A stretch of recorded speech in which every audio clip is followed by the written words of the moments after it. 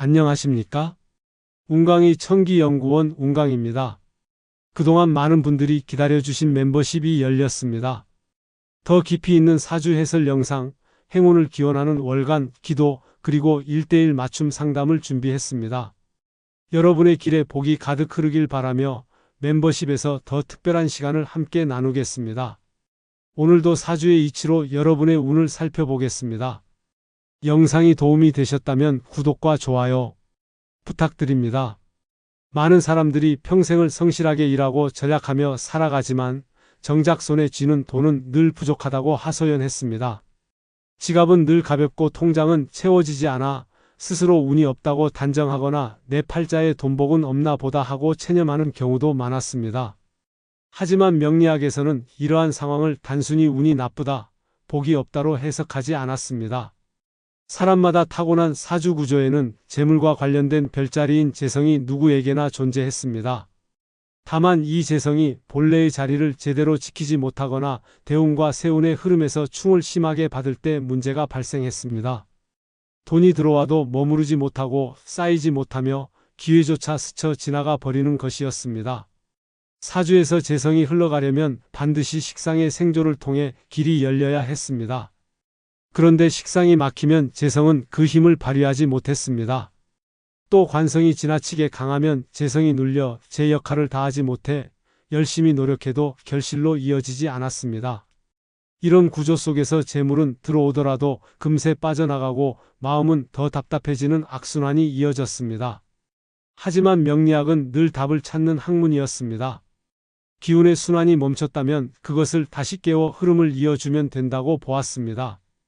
바로 이때 생활 속에서 쉽게 구할 수 있는 소주 한 병이 중요한 상징으로 사용되었습니다.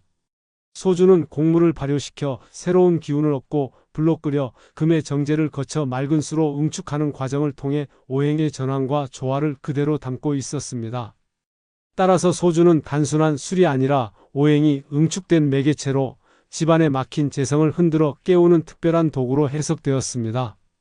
집안 한쪽에 소주 한 병을 정성스럽게 두는 행위는 단순한 미신적 행위가 아니라 정체된 기운을 깨워 새로운 순환을 불러오는 의식과 같았습니다. 결국 돈이 모이지 않는 원인은 팔자가 나빠서가 아니라 흐름이 막혔기 때문이었고, 그 흐름을 다시 움직이게 하는 작은 실천이 재물운을 회복하는 출발점이 되었습니다. 소주는 단순히 술이 아니라 곡물이 지닌 생명력이 발효와 증류라는 긴 과정을 거쳐 응축된 결과물이었습니다. 보리나 쌀, 고구마 같은 곡식은 본래 토의 땅에서 자라 목에 싹을 틔우고 불의 열을 받아 익어갑니다. 이후 사람의 손길을 거쳐 술로 빚어지는 과정에서 금의 성질로 정제되고 마지막에는 맑은 수의 성질로 응축됩니다. 이 흐름은 곧 오행이 완성되는 자연의 이치와 닮아 있었습니다. 명리학에서는 오행이 원만히 순환할 때 인생이 조화를 이루고 그 흐름이 끊기면 막힘이 생긴다고 보았습니다. 그래서 소주 한 병은 그 자체로 오행의 순환과 조화를 담은 매개체라 할 수 있었습니다.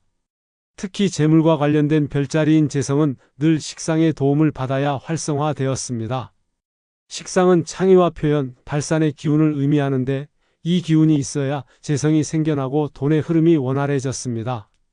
그런데 식상이 약하거나 억눌리면 재성은 자리를 잡지 못하고 번 돈도 오래 머물지 못했습니다. 소주는 발효라는 과정을 통해 정체된 곡식을 새로운 기운으로 바꾸었고, 증류라는 단계를 거쳐 더 맑고 강한 에너지를 만들어냈습니다. 이 원리는 마치 막힌 식상을 자극해 재성을 살아나게 하는 것과 같은 의미였습니다. 풍수적으로도 소주는 단순한 음료가 아니었습니다. 풍수에서는 공간마다 기운이 흐르고 그 기운이 멈추거나 썩으면 집안 전체의 운이 무너진다고 보았습니다. 물은 스며들고 차분히 머무르는 성질이 있어 정화에는 도움이 되었지만 멈춘 기운을 다시 움직이게 하는 힘은 부족했습니다. 반면 소주는 발효와 증류로 태어난 특유의 확산 에너지를 지녀 죽은 공간을 깨우고 멈춘 흐름을 다시 돌리는 역할을 했습니다. 그래서 재성이 막히고 기운이 정체된 집안 구석에 소주 한 병을 두는 것은 단순한 장식이 아니라 오행의 균형을 맞추고 정체된 기운을 다시 움직이는 풍수의 실천이었습니다. 결국 소주가 가진 힘은 단순히 술이라는 물질에 있지 않았습니다. 그 안에 담긴 오행의 완성, 발효와 증류가 상징하는 변환의 힘, 그리고 식상의 발산 기운을 일깨우는 작용이 합쳐져 있었습니다. 사주 명리학에서는 이것을 통해 재성이 머무르고 흩어지지 않게 붙잡는 기운으로 해석했습니다. 다시 말해 소주는 단순한 한 병의 술이 아니라 막힌 재성을 흔들어 깨우고 새로운 흐름을 여는 열쇠로 작용했습니다. 명리학에서 물은 늘 잔잔하고 스며드는 기운을 뜻했습니다. 물은 정화와 안정의 상징이기에 공간을 맑게 만들고 기운을 고요하게 가라앉히는 힘을 지녔습니다. 그러나 그 흐름이 막혀 정체되면 물은 썩고 냄새가 나듯 재물은 역시 흘러야 비로소 복이 되는 것이었습니다. 반면 소주는 발효와 증류라는 과정을 거쳐 만들어진 존재라서 그 안에 응축된 에너지는 단순히 고이는 것이 아니라 흔들고 퍼뜨리는 성질을 가졌습니다. 집안 구석에 고인 먼지 같은 탁한 기운을 밀어내고 새로운 흐름을 만들어내는 역할을 했습니다. 그래서 소주 한 병은 고여있는 재성의 기운을 깨우는 불씨와도 같았고 막혀있던 재물의 길을 다시 열어주는 열쇠가 되었습니다. 이를 쉽게 이해하기 위해 고여있는 연못을 떠올릴 수 있었습니다. 연못은 처음에는 맑았지만 시간이 지나면 탁해지고 생명력이 사라집니다. 그런데 돌 하나가 떨어지면 그 작은 파문이 연못 전체로 퍼져나가며 다시 움직임을 만들었습니다. 소주는 바로 그 돌과 같았습니다. 집안 구석, 죽은 공간, 발길이 닿지 않는 자리에서 멈춘 기운을 흔들어 깨우는 힘을 가진 것이었습니다. 물이 안정과 평온을 주었다면 소주는 변화를 일으키고 잠든 흐름을 깨우는 역할을 했습니다. 그래서 이미 활력이 넘치는 공간보다 오히려 정체되고 음습한 구석에 두었을 때 그 효과가 배가 되었습니다. 명리학적으로도 이 비유는 그대로 적용되었습니다. 사주에서 재성이 있어도 운에서 충을 받으면 힘을 쓰지 못하고 식상의 발산이 막히면 흐름이 정지됩니다. 이런 경우 단순히 기다린다고 풀리는 것이 아니었습니다. 발효와 증류의 기운을 상징하는 소주는 마치 막혀있던 재성을 흔들어 깨워 다시 순환시키는 식상의 역할을 했습니다. 그래서 소주를 두는 자리는 단순히 장식이 아니라 재물의 길을 다시 열어주는 강력한 실천이었습니다. 앞서 소주가 가진 발효와 확산의 힘이 정체된 기운을 흔들어 깨우는 원리라면 이제 그 에너지를 어디에 두어야 가장 크게 작용하는지가 중요했습니다. 풍수에서는 서쪽을 하루의 결실이 이루어지는 방향, 그리고 가을의 수확을 상징하는 방위로 보았습니다. 명리학에서도 서쪽은 금의 자리로 재성의 기운이 힘을 얻어 안정적으로 자리를 잡는 곳이라 해석했습니다. 재성은 본래 금의 성질과 연결되기에 서쪽은 그 기운을 보강하고 배가시키는 최적의 자리였습니다. 따라서 집안의 서쪽 높은 선반이나 깨끗하게 정리된 공간에 소주 한 병을 정성스럽게 두는 행위는 단순한 장식이 아니라 이미 들어온 재물의 기운을 2배, 3배로 불려주는 강력한 풍수 실천이 되었습니다. 실제 사례로 경기도에서 작은 식당을 운영하던 60대 사장님의 이야기를 들 수 있었습니다. 그분은 늘 일정한 손님만 드나들어 매출이 정체되어 있었고 새로운 활로가 보이지 않아 고민이 깊었습니다. 제가 서쪽 구석 선반에 소주 한 병을 깨끗이 닦아 올려두고 매일 아침 가볍게 합장하며 감사의 마음을 전해보라고 권유했습니다. 그 후로 신기하게 기존 단골들이 새로운 손님을 데려오기 시작했고 입소문이 퍼지면서 가게의 매출이 3개월 만에 1.5배 늘어나는 결과를 얻었습니다. 단순한 우연이라고 하기에는 너무도 분명한 흐름의 변화였고 사장님 역시 그때부터 서쪽 자리를 늘 소중히 관리하게 되었습니다. 명리학적으로 이 변화는 재성의 기운이 서쪽에서 강화되며 식상에서 흘러나간 발산의 힘이 재성으로 이어져 결실을 맺은 결과라 볼 수 있었습니다. 소주라는 매개체가 오행의 완성 기운을 상징하며 그 자리가 금의 방향과 맞닿으면서 정체된 재물이 다시 증식하는 길을 연 것이었습니다. 결국 서쪽에 소주 한 병을 두는 일은 단순한 미신이 아니라 재물의 순환 원리를 실제 생활 속에서 구현한 실천이었습니다. 집안에는 누구나 발길이 잘 닿지 않는 창고나 빈 방이 있었습니다. 이런 공간은 시간이 지날수록 음습한 기운이 쌓이고 탁한 공기가 고여 집 전체의 흐름까지 막아버렸습니다. 명리학적으로도 이는 재성이 분명히 존재하지만 운의 힘을 받지 못할 때와 같았습니다. 재성이 있어도 대운이나 세운에서 제대로 생조되지 않으면 그 기운이 움직이지 못하고 결국 결실로 이어지지 못하는 것과 같은 이치였습니다. 그래서 창고나 빈방은 집안에 재물이 머물지 못하고 기회가 들어와도 정체되는 상징적인 장소로 여겨졌습니다. 이때 필요한 것이 바로 소주 한 병이었습니다. 소주는 발효와 증류의 과정을 거쳐 만들어진 만큼 막힌 기운을 흔들어 깨우고 확산시키는 성질을 가지고 있었습니다. 창고 입구나 빈방 앞에 소주 한 병을 정성스럽게 두면 마치 심폐소생술처럼 죽어있던 공간의 기운이 다시 살아나기 시작했습니다. 발길이 닿지 않아 정체된 기운 속에 확산의 힘이 불어넣어지면서 집 전체에 새로운 흐름이 열렸습니다. 실제 사례로 대전에 거주하던 70대 할머니의 이야기를 들 수 있었습니다. 그분은 아무리 절약해도 돈이 모이지 않고 집안 분위기까지 늘 무겁다고 하소연하셨습니다. 살펴보니 오래된 창고 문 앞이 수년간 닫혀 있었고 먼지가 쌓여 기운이 막혀 있었습니다. 제가 소주 한 병을 깨끗이 닦아 창고 입구에 두도록 권했습니다. 불과 한 달이 지나자 집안 공기가 확 달라지고 답답했던 분위기가 가벼워졌습니다. 더 놀라운 것은 수년간 밀려있던 채무 문제가 서서히 풀리기 시작한 것이었습니다. 연락이 끊겼던 채무자에게서 갑작스럽게 연락이 오고 빚이 정리되기 시작한 것입니다. 명리학적으로 이 변화는 재성이 운에서 다시 힘을 받는 상황과도 같았습니다. 정체된 기운이 풀리면 재성이 본래의 자리를 되찾고 머물러 있던 재물이 다시 순환하기 시작합니다. 창고나 빈방 같은 죽은 공간에 소주를 두는 행위는 단순히 술병 하나를 놓는 것이 아니라 재물에 막힌 길을 열어주는 풍수적 실천이자 명리학적 보완책이었습니다. 집안에서 서재와 작업실은 단순히 공부하거나 일하는 공간이 아니라 생각이 씨앗처럼 움트고 행동으로 이어져 결실을 맺는 중요한 자리였습니다. 명리학적으로 보면 이곳은 식상의 기운이 발현되는 공간이었는데 식상은 재성을 생하는 원동력이자 아이디어를 실천으로 연결하는 다리 역할을 했습니다. 그러나 기운이 막히면 아무리 좋은 아이디어가 떠올라도 실행까지 이어지지 못하고 결과적으로 재물로 환산되지 못했습니다. 머릿속에는 늘 계획이 가득했지만 실제 성과가 없는 이유가 바로 여기에 있었습니다. 이때 책상의 모서리나 작업대의 구석에 소주 한 병을 두는 것은 단순한 장식 이상의 의미를 가졌습니다. 소주는 발효와 증류로 응축된 확산의 힘을 품고 있어 정체된 공간에 새로운 기운을 불어넣었습니다.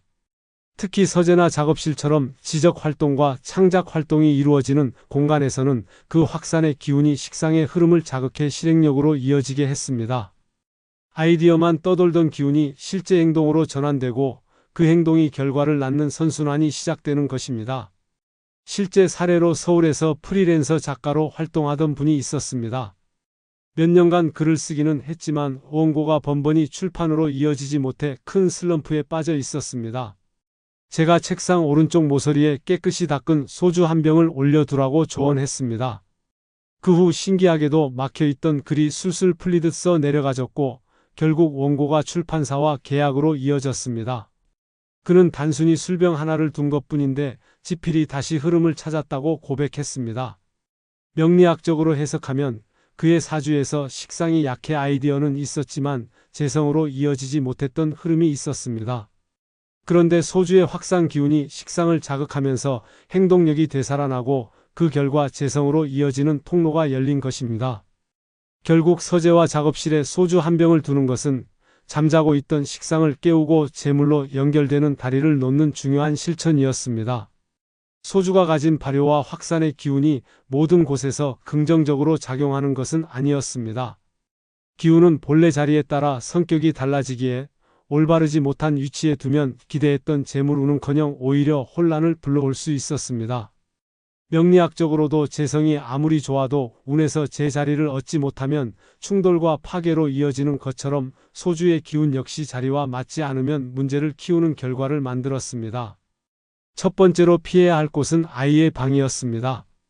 아이는 자라나는 과정에서 안정과 집중이 무엇보다 중요했는데 소주의 확산 기운이 들어가면 마음이 산만해지고 정서가 불안정해질 수 있었습니다. 실제 상담에서도 아이 방 책상 옆에 소주를 두었다가 아이가 집중력을 잃고 밤마다 숙면을 취하지 못하는 사례가 있었습니다. 아이 방에는 확산의 기운보다 차분하고 맑은 물이나 작은 식물이 훨씬 더 도움이 되었습니다. 두 번째는 전자기기 옆이었습니다. 텔레비전, 컴퓨터, 전자레인지 등은 이미 강한 전자파와 잡음을 방출하는데 소주의 기운이 이와 섞이면 혼탁해져 집안의 흐름을 불안정하게 만들었습니다. 풍수에서는 잡음과 탁기가 섞인 공간은 사람의 마음까지 어지럽힌다고 보았고, 실제로 전자기기 옆에 소주를 둔 집에서 가족 간의 말다툼이 잦아졌다는 경험담도 있었습니다. 세 번째는 남향 창가였습니다. 남쪽은 불의 기운이 가장 강한 방향인데 소주 또한 발효와 확산 속에 불의 기운을 품고 있어 이 둘이 겹쳐지면 지나친 열기로 이어졌습니다. 그 결과 조급함이 생기고 돈이 들어와도 금세 흩어져 버리는 흐름이 만들어졌습니다. 특히 햇볕에 오래 노출된 소주는 에너지가 쉽게 휘발되어 본래의 힘을 잃기 쉬웠습니다. 마지막으로 피해야 할 곳은 화장실이었습니다. 화장실은 본래 배출과 정화의 공간으로 들어온 기운이 머무르지 못하고 빠져나가는 성질을 가졌습니다. 이곳에 소주를 두면 재물은 역시 머무르지 못하고 흩어져 버렸습니다. 실제로 화장실 선반에 소주를 올려둔 가정에서 돈이 들어와도 곧 지출로 이어지고 집안이 늘 음습하고 무거웠다는 사례가 있었습니다. 결국 소주는 올바른 자리에 두어야 그 힘을 발휘했습니다. 자리의 성격과 기운을 잘 살피고 배치해야만 소주의 확산 에너지가 재물을 불러오는 도구로 작용했습니다. 소금은 오래전부터 잡기를 빨아들이는 정화의 도구로 쓰였고, 소주는 발효와 증류의 힘을 통해 정체된 기운을 깨우고 확산시키는 매개체로 여겨졌습니다. 이 둘이 만나면 공간의 기운이 맑아지고 동시에 활력을 얻는 이중 효과가 나타났습니다. 현관 선반 위나 서류함 혹은 가게의 카운터 뒤처럼 집안의 출입과 재물의 흐름이 맞닿은 자리에 소금과 소주를 함께 두면 나쁜 기운은 걸러지고 좋은 기운은 빠르게 퍼져나가면서 재물운이 크게 움직였습니다. 풍수에서는 정화와 확산이 동시에 이루어질 때 그 공간이 진정으로 살아난다고 말했습니다. 그러나 더 중요한 것은 특별한 비법 그 자체가 아니라 작은 정성과 꾸준한 관리였습니다. 소금은 눅눅해지면 더 이상 제 역할을 하지 못했으므로 반드시 제때 갈아주어야 했습니다. 소주 또한 3개월에서 6개월에 한 번은 교체하며 깨끗한 상태를 유지해야 했습니다. 병에 먼지가 쌓이거나 술이 오래되어 힘을 잃으면 기운 역시 탁해져 효과가 줄어들었기 때문이었습니다. 결국 정갈하게 두고 주기적으로 관리하는 태도가 곧 재물을 머물게 하는 힘이자 집안의 운을 키우는 실질적인 방법이었습니다. 오늘 집안의 한자리에 정성껏 소주 한 병을 놓아 보시길 권합니다. 작은 실천 하나가 막혀있던 재물운을 흔들어 깨우고 새로운 흐름을 불러올 수 있습니다. 그리고 그 실천을 하며 댓글에 복 들어와라 라고 적어 보십시오. 그 한 줄의 글은 단순한 문장이 아니라 스스로 복을 맞이하겠다는 선언이자 기운을 여는 시작점이 됩니다. 결국 복은 거창한 곳에서 오는 것이 아니라 준비된 마음과 정성에서 비롯되었습니다. 그 믿음과 행동이 쌓일 때 삶의 흐름은 달라지고 풍요와 웃음이 가득한 운이 자연스럽게 들어오게 될 것입니다.